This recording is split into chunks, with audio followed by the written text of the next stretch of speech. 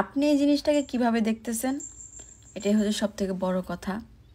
Social মিডিয়ায় যেহেতু আছেন, নতুন কোনো টপিক আসলে অবশ্যই আপনারা জানবেন। এটার না জানার মতন কিছু না, প্রত্যেকটা মানুষই সেম। সোশ্যাল মিডিয়ায় নতুন কোনো টপিক ভাইরাল হলে আমরা সেটা নিয়ে খুব বেশি মাতামাতি করি, এটা হওয়াটাই স্বাভাবিক। প্ল্যাটফর্ম যুগটা এখনকার, এই জেনজি বলেন যাই বলেন না কেন, এখনকার জেনারেশনটা এরকম। কয়দিন পরে শুনবেন যে বাপ বাপ হয়ে গেছে স্বামী, আল্লাহ মাফ করুক, বাট এখন তো এটাই হইতেছে।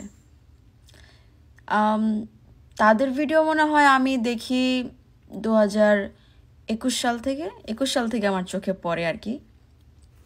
খুব ভালো লাগতো, খুব সুন্দর একটা ফ্যামিলি, 2টা বাচ্চা, একটা বউ, একটা হাজব্যান্ড অ্যান্ড একটা ছোট বোন।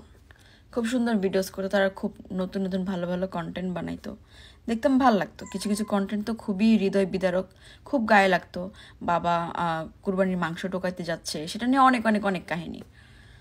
তো হুট করেই যখন কিছু সময় পরে 2024 সালে এসে যখন জানতে পারি সেটা তার ফুফাতো ভাই ছিল, অ্যান্ড ফুফাতো ভাই সে এখন তার হাজব্যান্ড হয়ে গেছে। আর যে ভাবি ছিল, ভাবি এখন ডিভোর্স হয়ে গেছে। ভাবি এখন গ্রামের বাড়িতে একটা বাড়ি করা আছে, সেখানে থাকে, আর 2 বাচ্চার সাথে আবার রিসেন্ট ভিডিও দেখতে পাই। তার পাশাপাশি ছোট একটা বাচ্চা নিয়ে তাকেও ভিডিও করতে দেখা যায়। মানে বিষয়গুলো কেমন জলঘোলা হয়ে যাচ্ছে না। মানে আপনাদের মাথায় কার কতটুকু ঢুকতেছে আমি জানি না, বাট আমার মাথা সব কিছু উপর দিয়ে যাচ্ছে। বাট আমি এটাই বলবো যে আল্লাহ তাআলা কিয়ামত ঘটাই দিচ্ছে খুব শীঘ্রই। আল্লাহ মাফ করুক, আল্লাহ মাফ করুক। না হলে এরকম কিছু আমরা দেখবো কখন ভাবি নাই, না জানতাম। আসলে কি বলবো, মানে সম্পর্কগুলো এরকম। আমার মানে আমাদের এলাকায় একটা প্রচলিত কথা আছে যে মাইয়ারে বিষ দিয়ে মাইরা ফেলামো, তারপর আত্মীয় স্বজনের ভিতরে বিয়ে দিব না। এটা আমাদের নরসিংদীর এদিকে একটু প্রচলিত কথাবার্তা। কারণ সম্পর্কের ভিতরে নষ্ট হয়ে যায় সেই জায়গায়, সেটা যদি ভাই হয়ে থাকে, এখন ফুফাতো ভাই না আপন ভাই আল্লাহ মাবুদ জানে, তারে বিয়ে কেমনে সম্ভব?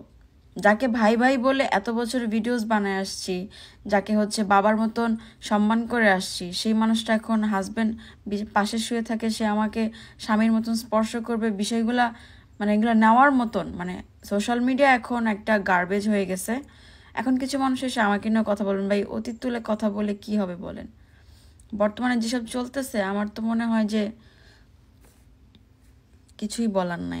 আমার আসলেই কিছু বলার নাই। বাট রিসেন্টলি এই জিনিস এখন দেখবেন, এখন এটা একদম আপনি 100% শিওর থাকেন, এই টপিকটা নিয়ে এখন কথা চলতেছে না, কদিন পরে দেখবেন ও ব্রাইডাল শুটে আছে। মানে এই যে টপিকগুলা, এগুলাকে বাহবা আমরাই দিতেছি। যখন একটা মানুষ একটা জিনিস নিয়ে ভাইরাল হয়, আমরা ওইটা থামাবো কি? আমরা ওইটা নিয়ে শুরু করে দিই কারসাজি।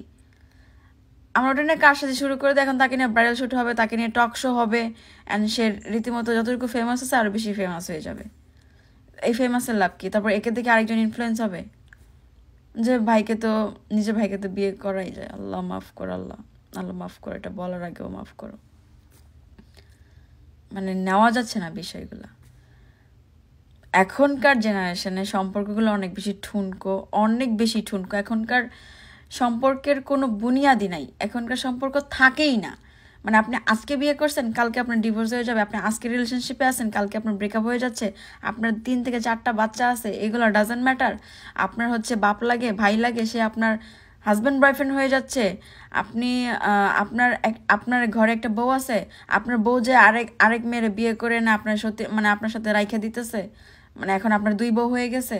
তারপরে হচ্ছে মানে আপনার ফ্রেন্ড আছে, আপনার আপনার ফ্রেন্ড আছে আপনার সাথে ঘুরতেছে, 2 দিন পরে দেখবো আপনার ফ্রেন্ড আপনার হাজব্যান্ডের বউ হয়ে গেছে, আপনি হয়ে গেছেন ডিভোর্সি। মানে কি হইতেছে না হইতেছে মাথায় কিছু ঢুকে না। কথা হচ্ছে একটা ভাই, সবাই সবার মতন ভালো থাকো, একা একা থাকো, কোনো সম্পর্ক জড়ায় না, কিছুই জড়ায় না, ভালো থাকো। না হইব সম্পর্ক, না হইব কোনো ঝামেলা, না হইব কিছু। কারণ দেখবো আজকে তুমি সম্পর্কে জড়াচ্ছ, কালকে তোমার আবার নতুন কিছু বাইরে যাচ্ছে, আবার দেখা যাবে যে তুমি আবার অন্য কিছু চলে যাচ্ছ, বা তোমার সম্পর্ক এক ছিল বের হয়ে গেছে আরেক কিছু। বিরক্তিকর। Thank you.